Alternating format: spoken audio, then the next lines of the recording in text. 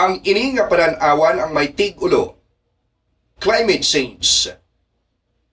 Tanan kita nagapanghakroy sa kainit na sang kalibutan. Sige papang tapas sang kahoy, pis-pis wala na sang mapunan, tawo wala na sang masilungan. Nagapangita sang komportable nga pangabuhi, masakay sa salakyan, maggamit sang aircon, factory dito, factory diri, bakal dito, bakal diri. Kung hindi na magamit, basura na sa ulihi.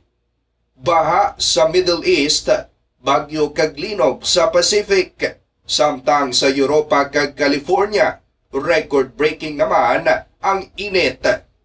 Mga kauturan, lantawa ang palibot, pamatii ang huni sa mga kasapatan, patsaga ang pag-antos sang aton inang kalikasan, nga kita man ang may kahimuan. Seryosohon ang isu sang climate change. Umpisahan sa balay, reduce carbon footprints, magtanom sang kahoy, mag-upod sa mga grupong nag-ubra sa matikang parang epekto mapahagan-hagan. Bangod, wala na sang may ikaduha pa nga kalibutan, nagaisahanon lang, aton natindugan, aton kabuhi, aton pangalagaan.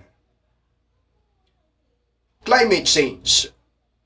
Ang ini nga panghuna-una kag panan-awan ang ginpadala sang aton international correspondent nagikan sa California.